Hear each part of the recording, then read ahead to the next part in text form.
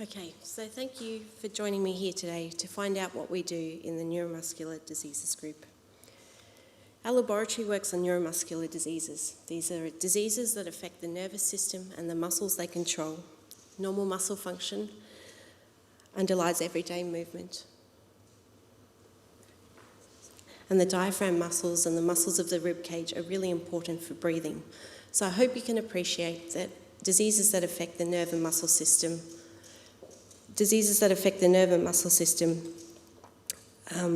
have a huge impact on quality of life and in some cases can be lethal. The heart is also a muscle, and so some diseases also affect the heart. And these diseases affect patients throughout their life, from early in utero through to children being born with severe or more mild diseases, all the way on to diseases that arise later on in life. And so I want to highlight first how incredibly lucky patients are here in Australia and in Western Australia. There are over 500 neuromuscular disease genes that have been associated with disease. We work very closely with PathWest Diagnostic Genomics, the National Referral Centre for these diseases. And every year, PathWest sequence over 1,000 patients for neuromuscular disease genes. We had co-designed with them bespoke gene panels for sequencing these disease genes. So Australians arguably have access to the best diagnostic genomics service for neuromuscular diseases, and the close collaboration between PathWest, the health department, and our research team is the envy of our colleagues overseas. So the neurogenetic diseases group has 4 key aims. 1, to identify the genes responsible in patients with neuromuscular disease, to better understand how mutations cause disease, and to develop therapies for particular neuromuscular diseases. We also look at preventing disease through preconception carrier screening.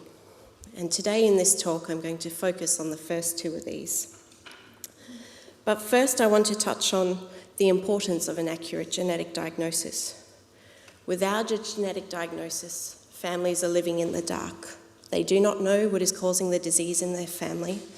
They do not know the risk of recurrence of having another baby with the same disease. Couples will hold off on getting pregnant. They most desperately do not want to have another child with that same disease. And for later onset disease, families do not know who else in the family may be struck down with that disease. It is only through an accurate genetic diagnosis that the mode of inheritance is known, that the recurrence risk can be known. Families then have the option of prenatal and pre-implantation genetic diagnosis for subsequent pregnancies. For late onset diseases, it can inform prognosis. How will my disease progress? What might my future hold? For many families, it can prevent the diagnostic odyssey of going from one specialist to another year after year, trying to work out what is wrong with them. These diseases are typically rare and the symptoms can overlap, so sometimes getting an accurate clinical diagnosis can be really tricky. In many instances, families have remained without an accurate diagnosis despite years of clinical investigations. So a group of diseases I'm really passionate about are the fetal achynesias. Fetal akanesia or akinesia means lack of movement, and so these babies don't have proper movement in utero. Many cases do not survive beyond the newborn period. We discovered a new gene for this disease in 2012, KLHL40. This study, as you can see by the extensive list of co-authors, included 50 co-authors across 28 institutions on 5 continents, a truly global effort. For us, this story started with just 2 families. One, a local WA family that had lost 1 baby with this disease, and a family from Turkey that had lost 2 babies. These images are what we call pedigrees, and I'm going to be showing a few of these during the talk. So squares are males, circles are females. Open symbols mean the individual doesn't have the disease.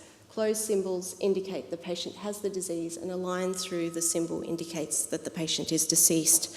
So for example, here we have healthy dad, healthy mum, and they have 1 affected baby that has passed away.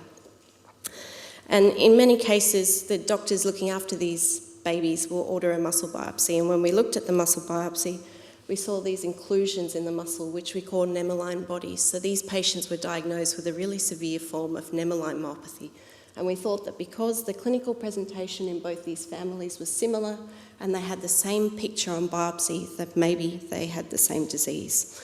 So we sent DNA for sequencing, whole exome sequencing. We sequenced every gene in all 3 of these affected babies. And when we looked at the data, we really had a eureka moment, one of those rare moments where you get goosebumps and your heart races.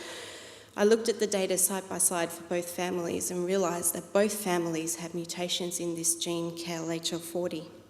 In this family, the baby had inherited one mutation from dad and a different mutation from the mum. And in the Turkish family, both of the affected siblings had inherited the same mutation from dad and the same mutation from mum. So we had 3 different mutations in 2 families with the same disease. We thought we might have an answer for these families, but nothing was known about KLHL40 at the time. There was not a single scientific paper in the literature about what this gene did or what its function might be. So we then contacted Rob Bryson-Richardson at Monash University, who's a zebrafish and mussel aficionado, and he looked at KLHL40 in the zebrafish. He showed that in zebrafish, this gene was exclusively expressed in mussel.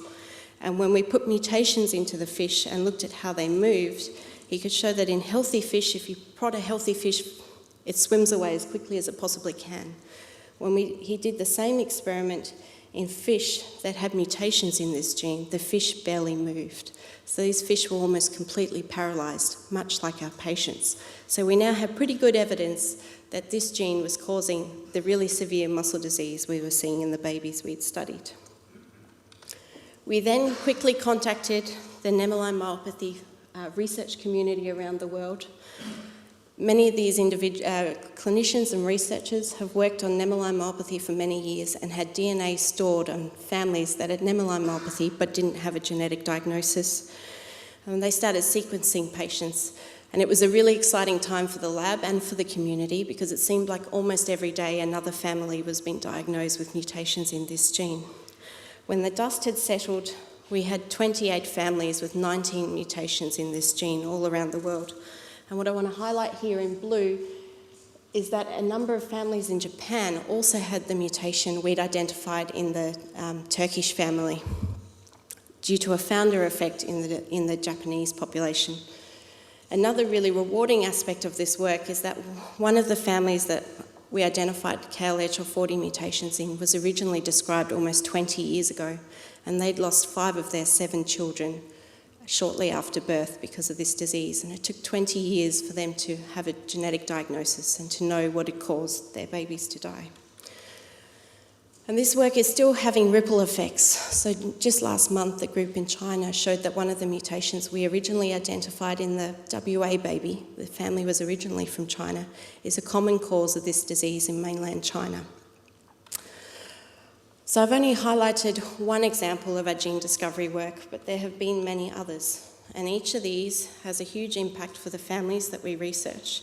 In addition, the research extends beyond the families published in the paper. These genes are added to diagnostic panels that are sequenced by commercial companies all over the world and diagnostic facilities like PathWest all over the world, so that many families receive a genetic diagnosis by including these genes in the diagnostic sequencing. But it's equally important to know how diseases might cause disease, about how mutations might cause disease, what the disease mechanism is underlying the muscle weakness. And I'd like to share a story about this family from South Australia. They'd lost 3 consecutive babies, all sort of towards the end of pregnancy, 6 or 7 months into the pregnancy. They had fetal akinesia, and you can see contractures on the ultrasound imaging because the babies weren't moving very well, the limbs were positioned abnormally. And this DNA from this family had been sequenced on the PathWest gene panel, and they didn't identify any causes of disease in this family. When we sequenced DNA in the research lab and we looked at the data, there were 2 variants in a sodium channel gene.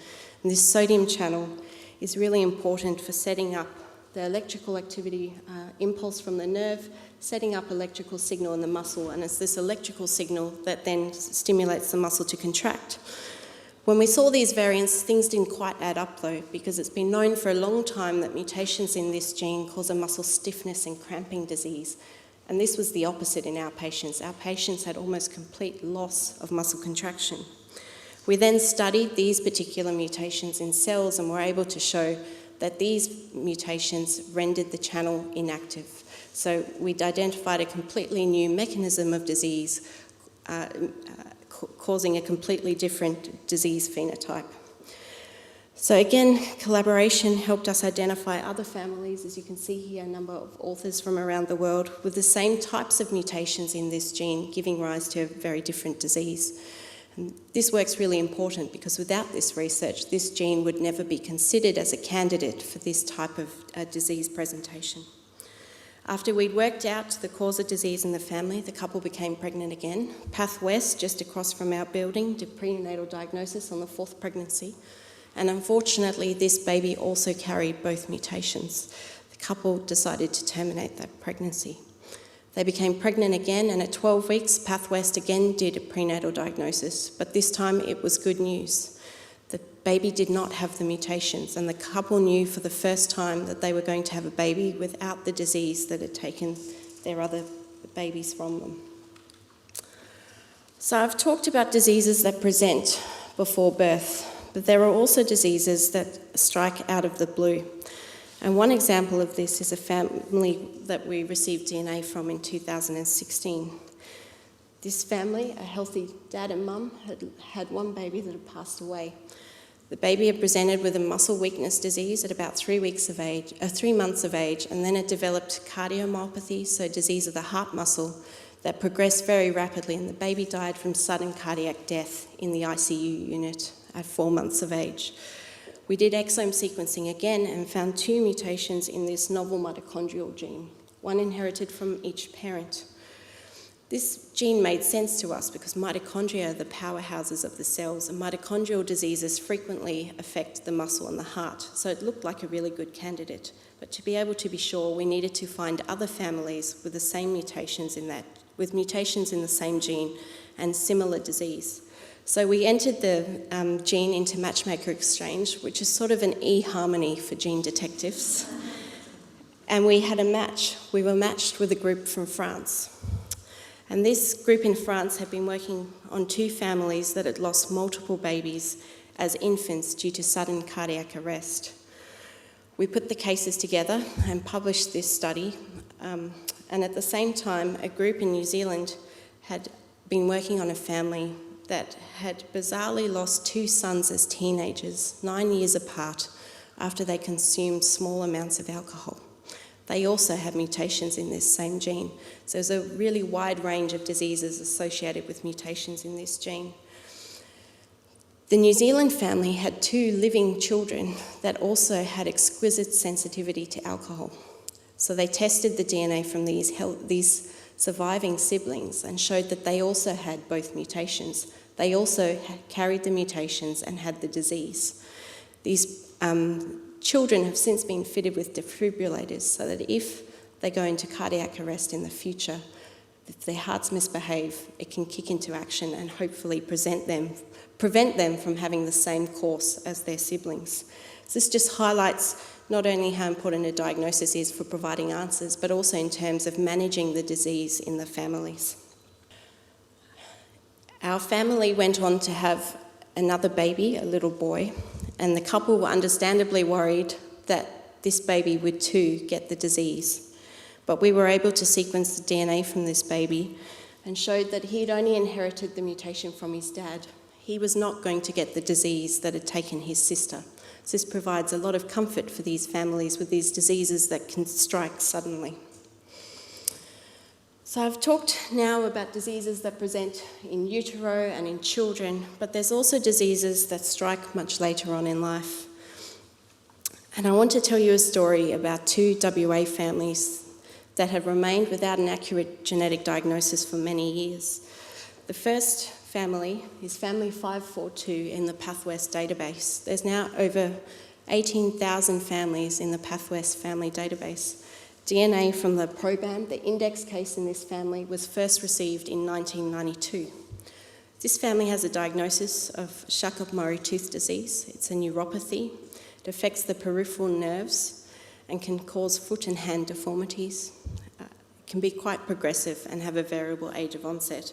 And these are 2 photographs taken of this index case and she can't, she's trying to open her hand. That's as much as she can move her hand. She's lost complete control of her hands. And so you can imagine that everyday life activities would be very challenging if you're unable to use your hands like this. We sequenced DNA from this family and identified a variant in the ATP1A1 gene. This encodes an ion exchanger that was critical to nerve function. And so we then contacted Stefan Zuckner, who's a world leader in CMT genetics at the University of Miami. And it was a very good day in the laboratory or the office when we got this email back saying that this was their hottest project and they had multiple families with CMT with mutations in this gene. They had no doubt this was a new gene for CMT. So after all these years, after 25 years since they've sent their first DNA sample, this family finally had a genetic diagnosis. When we put all the information from the families together and looked at where the mutations were in the protein, we saw that a bunch of them clustered in this particular region of the protein. You can see them here in this schematic. There were 4 different mutations, 2 at the same amino acid position. And so when I shared this information with our colleagues at PathWest, they had a bright idea to just sequence this region, this hotspot, as a sort of cost-effective and quick way of trying to find more families with mutations in this gene. So they sequenced 39 other WA families with CMT that remained unsolved and found in this family, family 3072, another mutation that was very close by. So we now had 2 WA families that have remained undiagnosed for more than 20 years that finally had a genetic diagnosis. This work was published in March last year, and just last week, a group has now shown that mutations in this same gene can cause another type of disease, hereditary spastic paraplegia. So the diseases associated with mutations in this gene are continuing to expand as well. So in conclusion, Australian patients with neuromuscular disease have access to one of the best genetic diagnostic services in the world because of the close collaboration between researchers and diagnosticians. The research we do has an immediate impact for the families. Collaboration is critical to connecting the dots, and many families, there's 18,000 in the PathWest database, many thousands of those still remain without a genetic diagnosis. There is still much work to be done. And so this leaves me just to acknowledge the wonderful team that I work with every day here at the Perkins Institute that is led by a really remarkable scientist, Professor Nigel Lang. Thank you.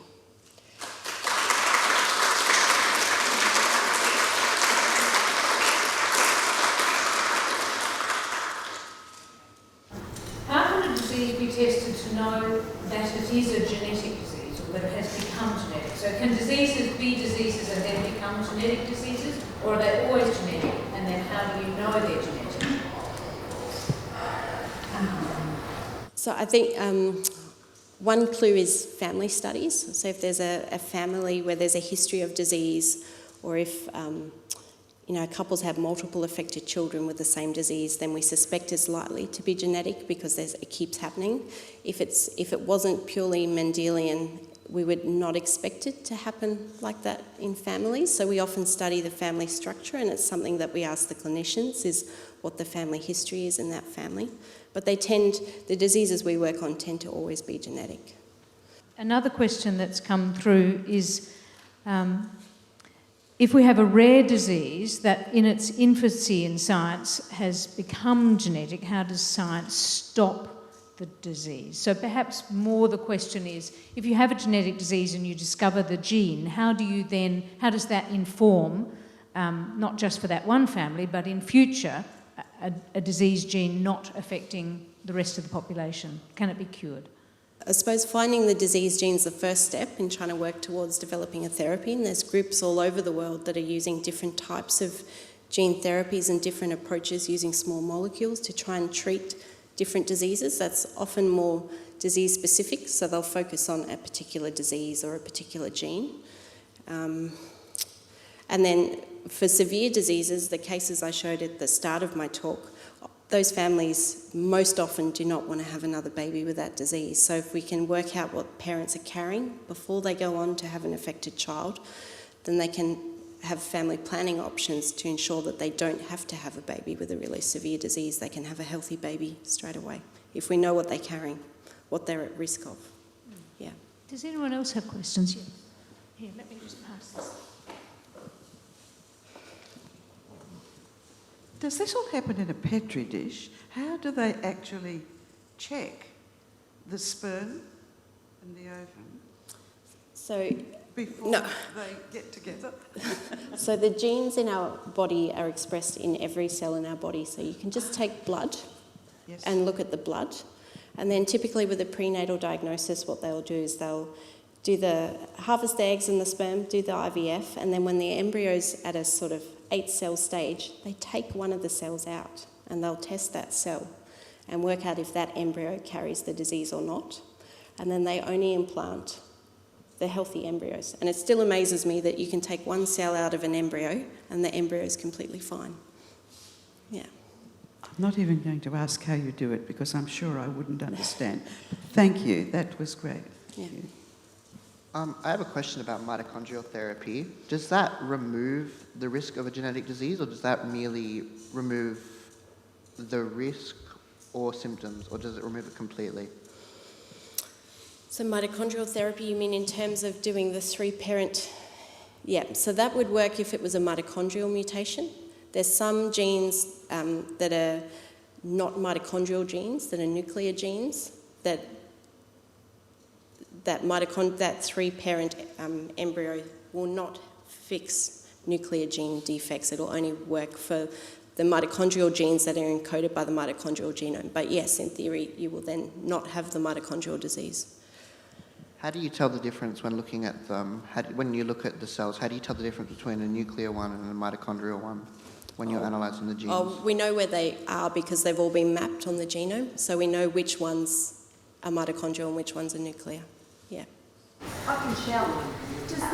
Does this mean that if we stop having babies with these mutations, ultimately down the track, at some stage down the track, these diseases will permanently die out? No, because there will still be carriers because, so for recessive disease, you can either not have, an affected person with a recessive disease needs 2 copies of a mutation, and the parents who are carriers, who are healthy, have 1 copy. And so every time a couple that is at risk of having a recessive disease have a baby, there's a 50% chance that they'll only have 1 of the mutations and they won't have the disease. And so carriers will still be in the community. Yeah, yeah. Could you please define genetic diseases in the elderly? You know, give examples so that those of us who are not medically trained can understand. Genetic diseases in the elderly. Yeah, so one of the diseases we've worked on very recently is a type of ataxia. So it's a movement disorder where patients will lose balance, sort of in their 60s typically. And we found mutations in a new gene, in a non-coding piece of the gene, where there's a massive expansion in this non-coding part of the gene that causes the disease. And we still don't know how that expansion in this non-coding part of that particular gene leads to that disease. This is a not particularly scientific question, but I think the community has embraced the magic of genetics and the potential of genetics in disease identification and management. But do you think that there's an unrealistic expectation of just, although amazing progress has been made? Why I'm asking the question is I work for Breast Screen, and we get a lot of ladies who come in and will comment that, oh, I'm okay, it's not in my family. And yet the breast cancer is still really mainly a disease of chance rather than family history. But it seems that the whole notion of the BRCA genes for breast cancer has been embraced so enthusiastically that there's an expectation that if you don't have it, you're okay. Yeah, so that then dominates conversation. And I must admit, I thought up until a little while ago that I didn't realise that so many breast cancer patients didn't have the family history and weren't those genetic ones that we all talk about. I think a big part of that is having the community come along to events like this and looking at ways to educate the community and take them with us on this journey. Nigel will hate that I said journey, but take the community with us and help them understand and give them knowledge about these conditions and what the genetics means. And so I was very careful to say in my talk that when we test the subsequent pregnancies, they don't have that disease, but it doesn't mean that the baby's necessarily going to be healthy, because there's all sorts of other things that can go wrong during pregnancy as well. And so with the preconception carrier screening program, that's something we have to think about very carefully, is that we can say, well, the baby might not get this disease that you're carrying, but mutations can arise in other ways as well. And so there's no guarantee to having a healthy baby, even if we do preconception carrier screening. We minimise the risk a lot and we take away those things we do know about, but it's not 100%. Yeah, I agree with you. Thank you very much.